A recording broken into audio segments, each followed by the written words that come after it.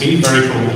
There's a lot to dig into there about the creation of the Venom machine, but before we do that, we're going to go down the panel and have everyone introduce themselves. We're going to start with Brian. I'm Brian Eddy. I'm a lead designer at Stern Pinball with a huge team of people creating these amazing games.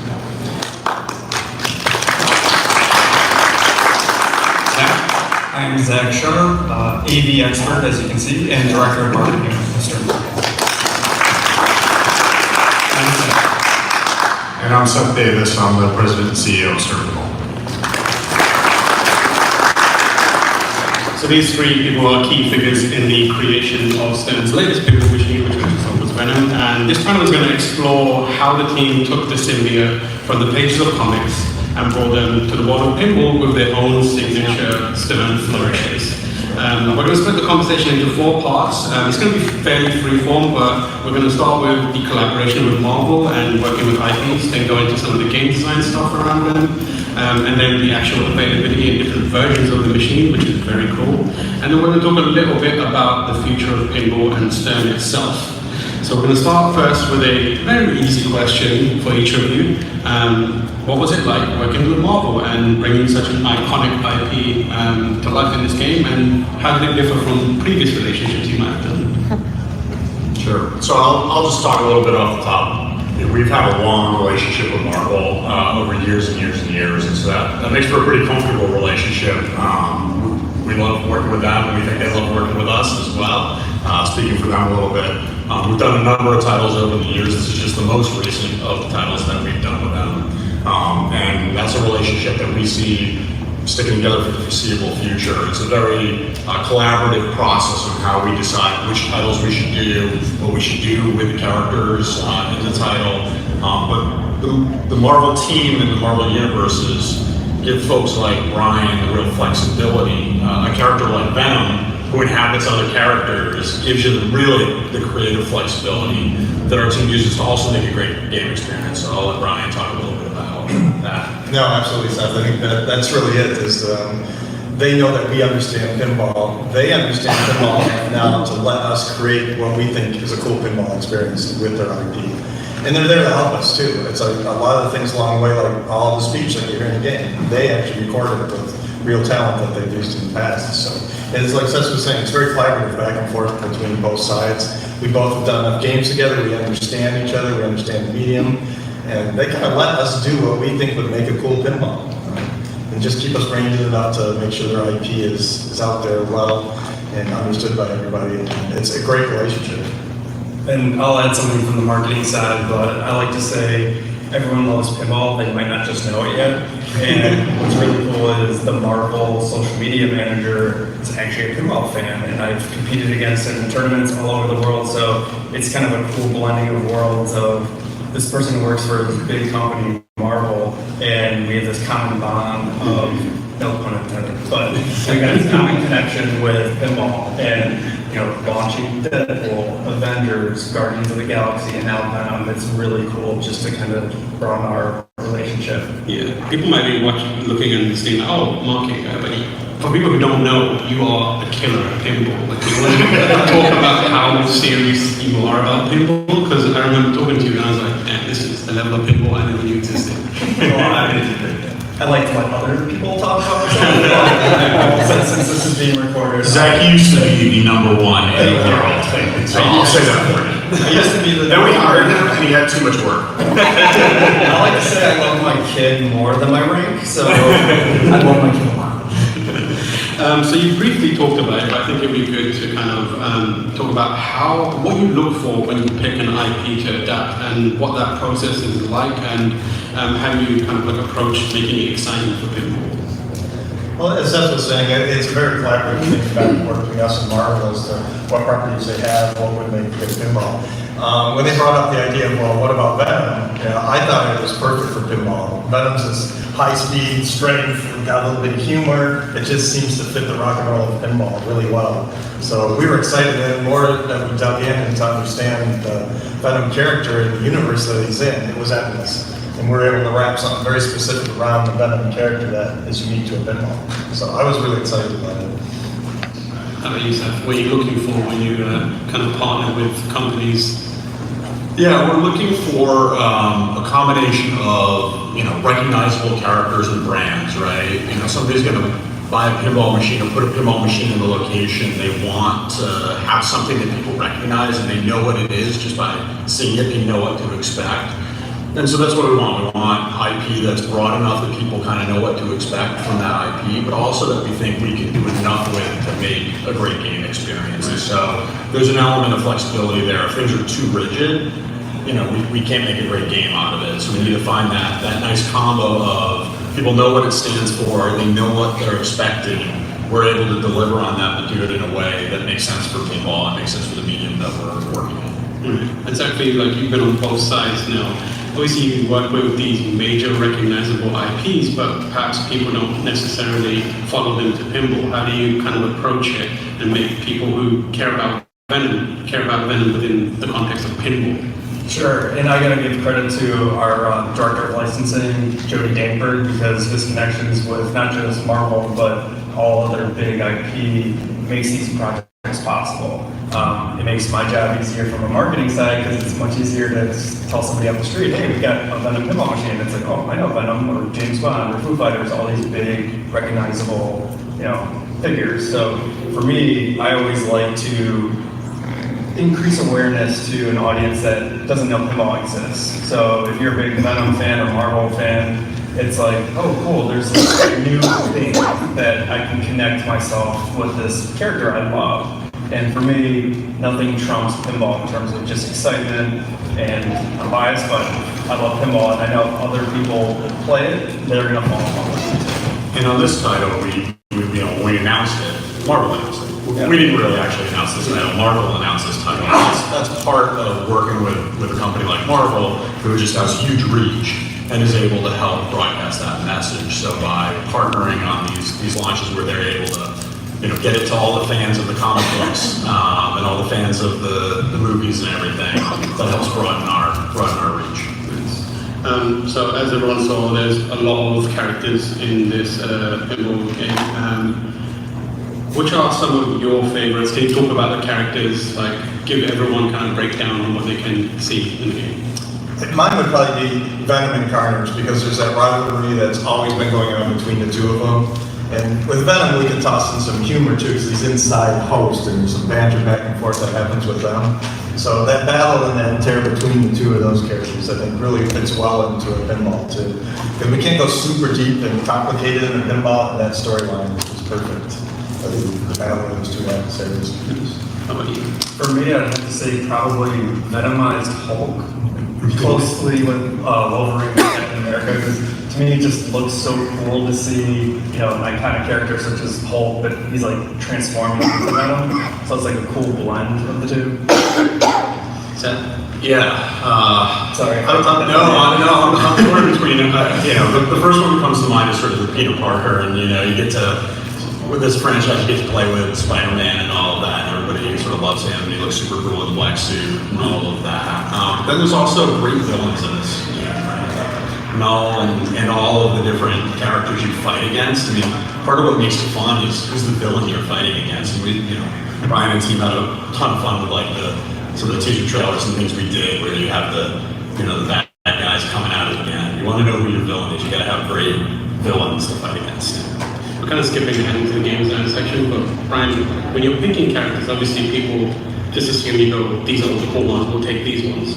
How does the process of picking characters kind of inform, or is informed by game design? Because obviously you need to have some sort of balance to it. How do you approach that where you're like, these are all the cool characters, but we also need to think about game design, what are the considerations there?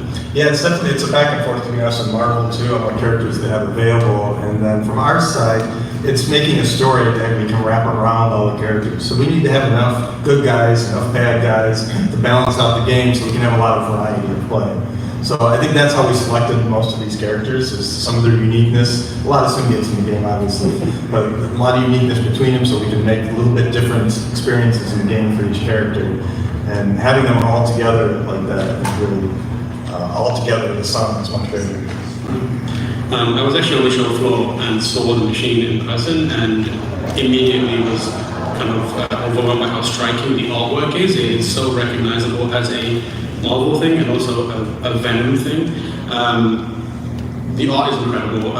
What was the experience like working with Jeremy Packer? What made him the clear choice when it came to designing the artwork for the game? Yeah, Jeremy has a long history with Marvel. They love him. He does an amazing job. I think he's probably the most talented artist out there drawing comic book characters. And to have him be able to do the pinball is just a delight. He always brings a fresh eye, and just his use of color and characters and composition in it just screams pinball too. When you see it, you want to get up closer, you want to see all the little detail he puts in the play field.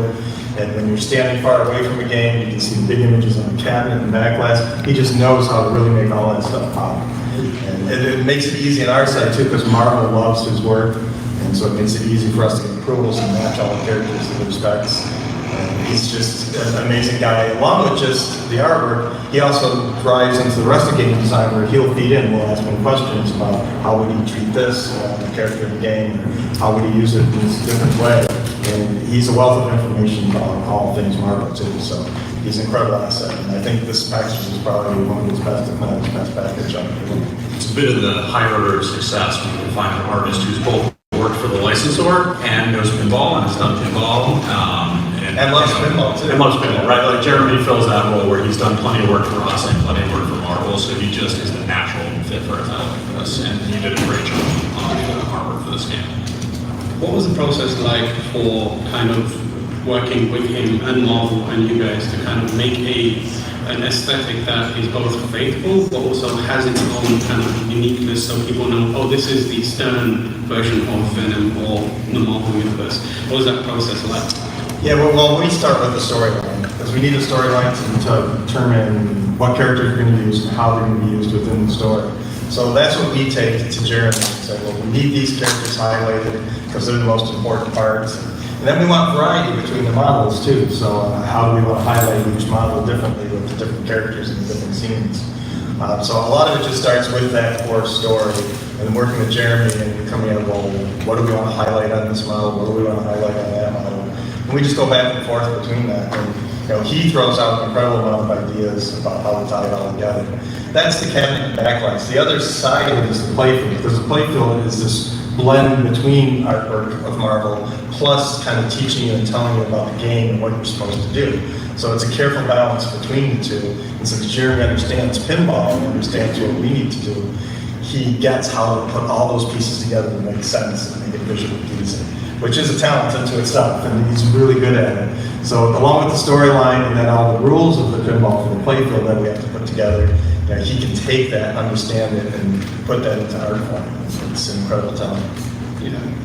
What's it like seeing that character on your pinball machines? Yeah, it's incredible because we don't actually see it on a game. And like, what was it? Maybe a few weeks ago that we actually seen all the pieces come together. And the first time you see it, it's like, oh yeah, that's amazing. So in development are that we call light whips. You don't print the ink on them as you're moving things around, and so Brian and the team don't actually get to see the whole thing come together and come to life until pretty close to the end of the process where you get to see that. They've been doing it for long enough that they can imagine it, they know what it looks like, but it's amazing to kind of see it come to life. Remember you guys were showing me the artwork before today, and I remember looking at it and thinking, oh, that looks like it's inspired by the 90s animated series Spider-Man, but then another symbiote character will be like, oh, I remember that from Maximum Carnage or something like that. And it's weird because they're all inspired by different versions of the symbiotes, but also there's a cohesion to them, which makes perfect sense. No one looks out of place. It doesn't look like it was like copied and pasted from a bunch of things into a collage, which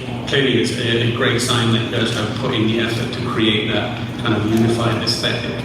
Yeah, that's what's great with working with Jeremy, because he understands that. If he was here, he'd be telling about all the art styles and which character he's pulling inspiration from. But he does. He manages to take all that stuff and blend it together, so it is pinball's own unique experience of those characters. I mean, they've been in so many different storylines throughout Marvel, different artists doing it, that it lends itself to be able to pull all these different characters into one style that fits, but still is recognizable by anybody who knows. And we'll get Marvel to weigh in and be like, we'd rather you didn't use that costume, use this one or this era or that. Because they have their own things going on in the Marvel world about what they're trying to talk about push, these days. So we'll put them all in these different, here's all the characters and here's all the errors we want to do, and they'll usually have a couple they want to tweak and do a little bit of a different way.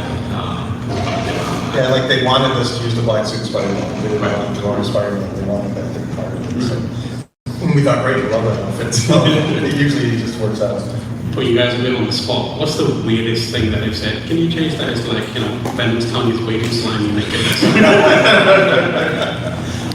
Oh, what's the weirdest thing? I'm not sure there was anything that weird on this game. I think we worked so well with Marvel back and forth that there isn't a whole lot. The only thing I would say is that they're shy about the use of weapons and guns. That makes sense. Anything too graphic, right? That extras. We pulled back on a little of those elements, but we kind of get how it is to work with Marvel, so we kind of know those things. But they're there, they guide us, right? They have different things that they need to push to, and we're there with them. Venom doesn't use guns. He's a very wholesome family character that likes to eat people. The older comics that have more weapons, it's a little bit of a different I time. love the idea of like a kid playing this and then going to Google and being like, I'm gonna look for some Venom pictures and just getting loads of like Eddie Brock screaming and seeing what's consumed by the symbiote. Excited for that. So you talked about the playfield and kind of the building of a kind of vibe for it. You guys spend a lot of time ensuring that it's a good atmosphere so people are properly like enveloped in the game and engaged in the world. And one of the really key ways that you're doing this is through music this time. Can you tell us a little bit more about the kind of expanded soundtrack that players will hear while playing it? Sure. I mean, one of the cool things about Venom is that he can jump from host to host. And that's one of the things we really wanted to bring into the pinball machine in a big way. So when you play the game, you can choose one of 4 different hosts at the beginning, and each one's a little bit different in what they do in the game. And on the premium model, the actual playfield changes depending on which character you pick. So along with the playfield changing and the rules changing, and different benefits for each one, we also have a completely different soundtrack for each one. So Gwen Stacy, which is one of them, she has more of a funky tune thing going throughout the game. Peter Parker is more of techno. And Flash Thompson is more of a military-esque type thing. And of course, Eddie Brock, we have Mark Tremonti doing music for it. Creed, Alter Bridge. Did an incredible job. We got a ton of tunes. We're now over a dozen tunes. And he's the classic Eddie Brock character, and that driving style of music just fits perfectly. He's also a huge pinball fan. Yeah. There's a connection there too. He owns like 20 games. Yeah, I've actually written down. Like I said, everyone loves pinball. Yeah, people may not know that. He's known for Creed and obviously Alter Bridge, but he collects a crazy amount of pinballs. So again, that theme of only having people who know pinball in there as well. One thing I just want to highlight is like techno for Peter Parker. Never made that connection, but I expected. I like it. Kind of from an experiential standpoint, what do you want players to feel when they're taking in the sights and sounds of this Venom Pinball game? Was it kind of like a specific thing that you were shooting for, that you wanted them to feel while they were playing? Yeah, there's a couple things. I mean, Venom himself is just a big, powerful, fast character, and that's what I really want to embody into the game, is that speed and attacks and everything that he can do, is to get that feel when you're playing it, that you're playing something that's a battle. You got to be on, you got to be in focus, battle against Carnage and all the other symbiotes. So I think that was probably the biggest thing, is we wanted that speed and feel that way. Yeah, I mean, that's the objective. You guys, when you started playing it for the first time, do you think that you nailed that? Or what did you feel the first time? Yeah, absolutely. I think if you play the game, it's probably one of the fastest games out there on some of the features that we implemented, just to get the ball back to you quickly, so that you're always playing, always thinking, you always got to be on, and you walk away and you're like, I'm sweating. That was quite the experience. So that's what we wanted to feel. And a lot of games aren't like that. So, and again, it fits the theme of Venom, and we look for what can we pull from these different themes to make it fit uniquely for this game. I think that's a really good metric to figure out how, what kind of pinball experience. Obviously, you've played a lot of pinball, you're champion #1. Before this, what was the pinball machine that made you the sweatiest? And is Venom even more sweat-inducing than that? I mean, I can't think of a specific machine that made me sweat as much as Venom right now, because, like I said, the first time you play it, those fast locks that fire the ball out, your mind almost doesn't comprehend because you're in the middle of hitting a ram shot, and typically you would track the ball, it's going to come back down the end lane to set up your next shot. While the ball is still moving, the ball is getting kicked out, so you're seeing two balls move at the same time, and it's like, it's a shock to the system. And I've been playing pinball, I'm 41, I've been playing pinball for 41 years, and it was like, the first time it was like a wow moment, like, whoa, like this is something new that I've never experienced before.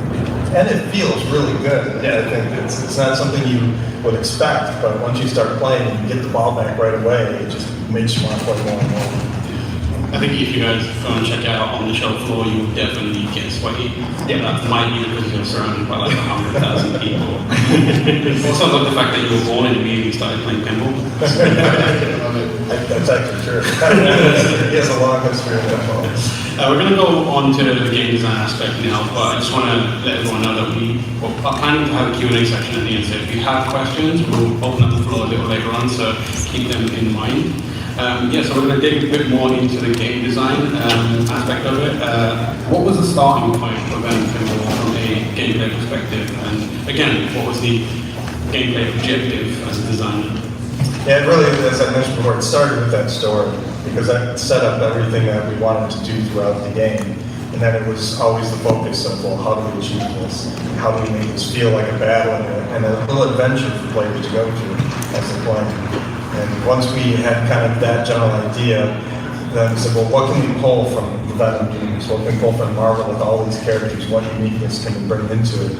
And like I was saying before, the fact that we can jump from host to host is a big part of Venom. And what's makes him unique and why there's so many storylines.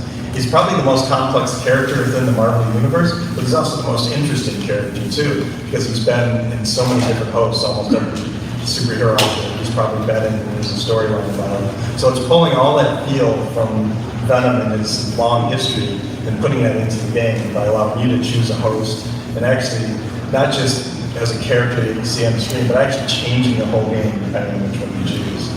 Which is pretty much like Venom, right? He takes on the abilities of whoever he's hosted, and that's what you're doing in the game. So I think it's a great combination of that world and universe and bringing it into the world of pinball as a unique experience. I think that's a great example of how, Venom is coming to life in this, but from a gameplay perspective, how does it differentiate itself from other pinball machines on the market? We had someone on our team come through and say, I played the Venom pinball thing, and he was raving about the multi-ball, for example. So what is it specifically in this game that you think sets it apart from other pinball machines that are out there? Yeah, I think that combination of choosing characters is obviously one, but there's also all these different adversaries that we have out there. So one, like you were just saying, multi-ball is kind of interesting. We have the fast locks that we just talked about that get the ball back to you quickly, also stacked balls on each side, up to 3 different balls. And depending on how many you put in those locks, you can determine whether you want to have a 2-ball multi-ball or all the way up to a 6-ball multi-ball. And where those balls are in those locks, where they're stacked, is the characters that you're fighting, the other symbiotes you're fighting. So it's a player's choice thing. Do I want to go after Phage, Lasher, Agni? Who do I want to fight? Or do I want to fight all of them at once and take the risk of trying to lock all 6 balls instead of just 2? So it gives the player a lot of strategy that also pulls you into that world of who am I battling now and what do I get out of the battle. And along with the fast lock speed of the game, I think those two tie together really well. You guys, how much input do you have to the way the game is designed? Obviously, you managed a company, but you played a bunch of pinball your entire life from the day you were born, 41 years. How do you ever just jump in and be like, I think you should do this, or what's the relationship like between them? Yeah, I mean, obviously Brian is the lead mechanical designer of the machine. He gets kind of almost like the final say, but I mean, it's a collaboration with everyone. I mean, there's a saying, good idea can come from anywhere. And with Stern, we ultimately want to create the best product because, we put these in our home. So every product that we produce, we want to make the absolute best possible. Yeah, my job is to listen to all the good ideas that everybody has and make sure that it is the game. But it's a huge collaborative effort. Everybody on the team, including these guys, give feedback and input. And we change things all the time based on that. And my responsibility is mostly to support these guys, make sure they have the resources they need to get roadblocks out of their way, and provide feedback as needed, but Brian can say whether he agrees with me or not. I mean, I try to be pretty light with it. I mean, these guys, it's got to be their creative product, and it's got to be what they want to bring out into the world and have see the light of day. And that's what they do every day. That's what they've been doing for years. And I'd say I think they're the best designers in the business. So why would we want to stand in their way? Yeah, I mean, you said it yourself, you have the best designers in the business, and like I said, I'm someone who's got a lot of respect and interest in pinball, but I do come from the video game background, so I can say that I have a reasonable understanding of how video games are designed. For you, how do you learn to design a pinball machine? Where does that experience come from, and kind of like how do you complement it into where you are now? Yeah, I think it comes from playing. A lot of the designers, they just played a lot of pinball, right? So they understand it. There is probably no exact rule book as to how you design a pinball. I think every designer kind of does it a little bit differently, depending on the theme and what you're working with. And everybody kind of just finds their way. Right? There's a general pathway, right? We have to have certain things down, certain terms and stuff. But I think generally how people approach it, some people they focus on the shots and making sure all the shots are good. And some people focus on toys, unique things with the ball to interact with on the playfield. Some put both together, some really dig deep into the story, some people are more worried about the kinetics. And so it's a little bit of everything that kind of pulls together to make a game. And every designer I've seen really does it a little bit different. And Brian's actually done both. Brian's done both video games and pinball, so it's just hard to see RPG elements and some of the leveling up and things like that. Brian borrowing from sort of both of his worlds and the history of it. For people who don't know, do you want to actually tell people what you did video game-wise? Let's see. I did pinball back in the 90s, and then I moved over to doing arcade games, Arctic Thunder, which is a basic arcade game. And then after that, we moved into console games, so I did Psyops, the Mind Game Conspiracy. Yeah, fantastic game. Yeah, cult followings now. And then I did John Woo's Stranglehold, again, another console game.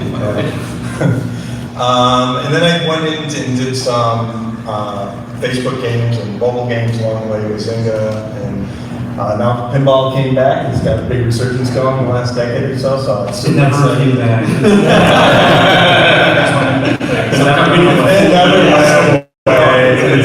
It kind of went down. So it's amazing the amount of people out there playing pinball now. So it's definitely exciting back. It was one of the funnest time in all of my career was doing pinball back in the 90s. So it's great to be back and seeing the audience and everybody connected as one. You've got obviously a lot of cumulative experience in terms of design and that kind of stuff. And also like Marvel, there's so much back catalog and so much material to pull from.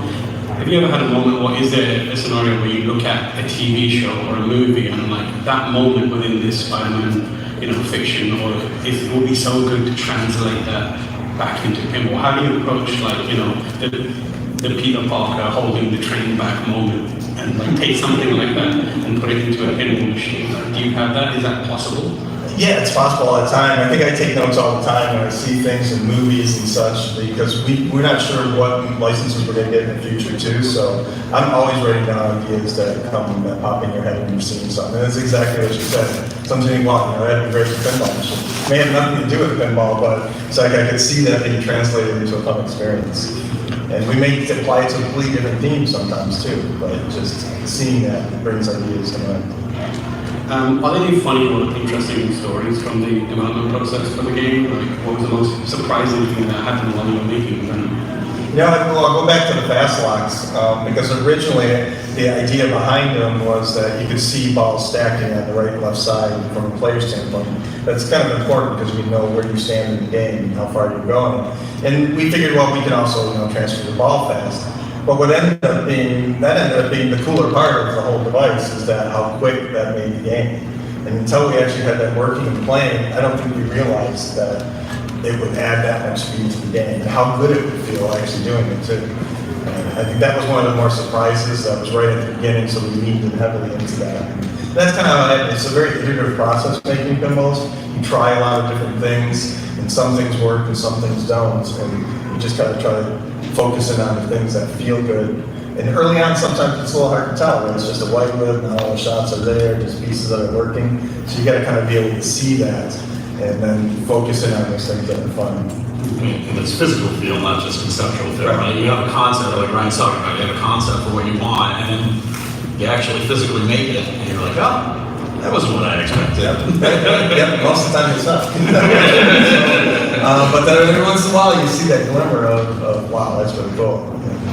Those are the ones you look for. Without spoiling any big surprises, what do you think the pinball fans out there are going to be most excited about taking in Venom Pinball? I think that overall it's probably just the depth of the game too.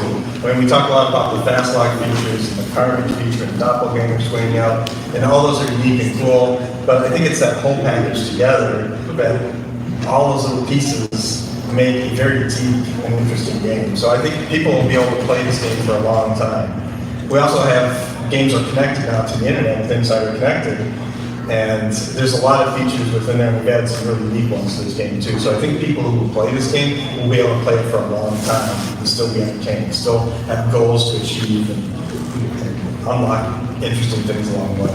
And I'll add to that with Insider Connected. This is the first time ever in pinball history that it saves game progress. So you don't have to be a pinball wizard, the #1 ranked player, to get to the end of the game. You can save your progress and keep leveling up. And to me, I love that because I just imagine, my son playing, and it might take him 100 games to get to the end, mode, versus if you just play 3 balls, you have to start over, and you never really make progress and feel like you're progressing. It just adds a layer of depth that most pinball machines don't have, where you're actually saving, making progress, and you're continuing to fight for something, which I think video games do very well. Yeah. And we're just tapping into it with Yeah, pinball. I think that was one of the most surprising things. Obviously, as I mentioned, I'm not an expert in pinball. One of the things that was most surprising to me was how far pinball has been modernized, and there might be people in the audience who don't know what Insider Connected is. So could you kind of give us a pitch on what that is? Because it is pretty incredible. Yeah, so Insider Connected, the best proxy for people that generally sort of think about it is like an Xbox Live or a PlayStation Network. It's sort of, you have specific games, but then you have a layer of connectivity offerings that go across all of those games. So for Insider Connected for pinball, it's score tracking, so you get to see your last score, your best score. When we first rolled that out, people were like, I can't end on a bad game. Like, I gotta play again because I gotta end on a good game. We have achievements now, which are a different way of playing the game. Didn't typically have them in pinball, but they're super common to video gaming. But it gave another layer. People were going back and replaying all of their games because they wanted to get all the achievements, which was just different than trying to maximize their score the same way all the time. And designers have done a good job saying, well, I have achievements for playing in a different style than just points maximizing sort of all the time. In addition to that, we have features where you can see if there's any issues with your game. Download the newest code automatically. Just for location owners, know how much the game is being played. Also, we have a locator map. So the Venom games are up on a locator map. So if you look for Venom, the only place in the world you're going to find them is at San Diego Comic-Con right now. But it's an easy way for people to find the newest games and figure out sort of where that all is there. So we're really trying to do a connectivity layer around the community and the things that the community kind of already did that can make the game better, make the game deeper, help them find games. One of the biggest features we launched last year was leaderboards, so competition, ability to compete with each other. We have leaderboards up here at Comic-Con, so we can see who's the best players at Comic-Con of the games. And people have a lot of fun with that. We've had a huge success in sort of breweries, bars, other locations that put those up, and they have the leaderboard, and they have people come and try to be the winner of their local arcade bar. So it's been a real change, and it's just opportunity for us. A lot of these things were things that people were kind of already doing. They were just doing them offline their own way, and now we can make that easier for everybody to participate. I do have a question. Obviously, in the video game world, when we play games before release, and they're focused on scoreboard and chasing scores, when the game is out, the leaderboard is reset. Is that happening because this guy's been playing pinball for 4 years? It feels like that being on advantage. Well, just like, I would say maybe the answer to this one is just like with video games. Part of this is having your local leaderboard, not just a global leaderboard. leaderboard. We have been running global leaderboards that we run like on a monthly basis, and after the month's over, we'll say, okay, that one's done, and we'll do another one.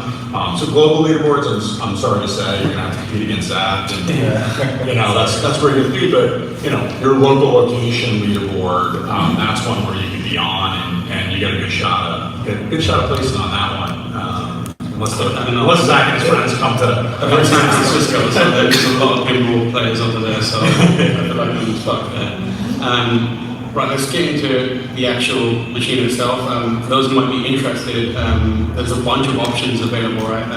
What are the kind of differences between the Pro, the Premium, and the limited edition models of the Venom pinball machine? Sure. Yeah, so with the different tiers, you kind of have your different audiences. So limited editions for pretty much your hardcore enthusiast collector. There's only 1,000 of them all over the world. Premium has the same bells and whistles. What's kind of cool with pinball is you have a lot of operators who are also enthusiasts, so you're seeing a lot more premiums out on location. And then you have your Pro model, which has some less moving parts. It's the most economical price game, and then that you'll see mostly on location. Yeah, so typically the pros will be bought by people that want to operate commercially. Historically, it's typically been the premiums that go to home players because you'll be playing that game a lot in your home if you brought it home with you. You do that, and the limited ones are for the collectors among us that really want the best they can get. I like the limited quantity and all of that. So. Nice. So we're coming up on the final section of the panel, which is going to be focused on pinball as a whole and Stern's place within it and the future of pinball. So we will have the Q&A section after that. So if you've got your questions, get them ready. So looking at pinball as a whole, in terms of health of pinball, as people who have intimate knowledge of the kind of genre, what do you see as currently compared to what it used to be? Obviously, Brian, you mentioned like it's had a resurgence, and some people were here from the day they were born, and you know, what is the current health of pinball from each of your perspectives? I think it's in one of its best runs ever in the history of pinball, especially with the added Insider Connected and connecting people. And I see the future of even more and more features that kind of tie people even apart from each other, being able to play together. And that excites me as far as looking forward to the future. And for me, I like to think of it as, you know, it's never been bigger, it's growing. I mean, we've got our Stern Army Street Team, which is, you know, kind of galvanizing communities out on location. You've got your competitive community, which has, you know, over 100,000 ranked players. But I think the real unique growth of pinball is you have a complete audience that is now being introduced to pinball, kind of like how I was. I know I'm an anomaly, but people who had pinball machines in their homes versus you go a generation back, you didn't play pinball unless you were at a pizza shop or an arcade. So you have a generation that is growing up with pinball in their homes. So it's like, it's endless. The possibilities are endless. Yeah, so pinball's been a different business, kind of what Zach was alluding to. It's been a bit different business now than it was in the prior period of time. People talk about the 90s, and you have a pinball machine at every Pizza Hut or whatever, right? Like that was a big period of time out on commercial location. These days, you know, most of the product we sell goes to people's homes. We're still pretty split evenly on who plays on locations or plays at home, but there's just a really big home business. And you know, if you think about today's 45-year-old homeowner, they grew up in a 80s, 90s arcade. They've probably been a gamer their whole life. But if you went back 20 years, that homeowner was a baby boomer, probably didn't grow up a gamer, probably wasn't a heavy gamer. And that has really changed, right? I mean, look at all of you folks at Comic-Con here, right? Like the gamers in the comic book crowd is just, it's a much larger audience. There's some like 3.1 billion gamers in the world these days. It's like where the numbers have gotten to. So that's just macro surge of people who love games, whether they be video games or pinball games or whatever. That's really changed, and that's, you know, by making great pinball experiences, we're able to tap into that population of folks who want something, you know, maybe not purely digital for once, right? You know, as cool as your Xbox and PlayStation are, and I love mine, but like, it's a box that sits under your TV. It's not nearly as cool as a pinball machine you can gather your friends and family around, and has this tactile feel and has all the mechanical elements of it. And that's been really successful for us. So, people can play them on location or they can play them at home, and we're having success in both areas. So I think the business is in a really strong place. It's that community too, I think, that really brings people together to just playing pinball, talking about pinball. And I love seeing that, and whether that's on location or having friends come over to your house to play, just giving more people to play together. It's great to see. Yeah, it seems like what you exactly said is like a confluence of availability and kind of interest from people who are, connected and also in a position to actually enjoy pinball. Has there been anything unexpected that has contributed to the kind of resurgence, as it were, of pinball? I remember a few years ago, like pinball games were all over like PlayStation Network, and PlayStation players were like, I was casually walking into on a friend playing pinball, and I'd be like, I never expected you to be playing pinball. And there was a good period where there were a lot of pinball games. How did that have any kind of impact? I think there's been there's been a little bit of this sort of like nouveau retro thing going on. People aren't really looking for retro, they're looking for the new version of retro, whether it be sort of, Brian worked on the Stranger Things game for us, like the Stranger Things phenomenon of like sort of reimagining the 80s, right? It's not actually old, it's actually new, but it sort of thinks about being older. There has been a sort of, something out there where people have come to appreciate, they want to kind of go back and revisit a modified version of what they remember from the 80s or the 90s. I think that certainly is helping us, because it's those homeowners I was talking about, remembering their childhood and wanting a piece of that, but with a modern flair, what they have going on. I think we've seen that on the platforms themselves with some pinball games, and I think we've seen that in our pinball business as well, where people kind of want that experience. I'll speak super quickly from the competitive side of things. I think the growth of the younger generation, it sucks for me selfishly, but all the best players in the world are in their teens, and that's really exploded. And I think live streaming and then moves and tips and tricks, you've got a game from Sweden, so I think that is awesome for pinball, not just an old guard. And people can see and realize that there's way more to pinball than just keeping them all alive. There's all those rules and depth into the game, and strategies even, and how you play it. And once people kind of realize that, the light bulb goes on, and they kind of see what you can actually do with the game and how fun it can actually be. So we've got pinball experts here on the panel. So I'm going to take this opportunity from all of you to ask the dumbest question that I could ask. There's a pinball game on Windows by default. Is that a good pinball game?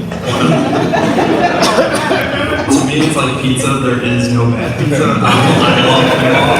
All pinball is good pinball. Okay, cool. I played the hell out of it. No idea what I was doing, but You're not alone. you guys should remake that.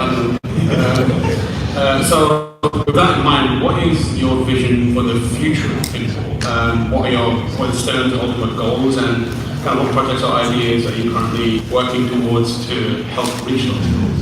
I think it goes a little bit back to Zach's point about it. Everybody's a pinball fan, and just maybe don't know it yet. We very much think that, right? We want to be able to deliver pinball to the widest audience possible. We think we're making the best games that have ever been made in the pinball space, and more people should experience them than do now.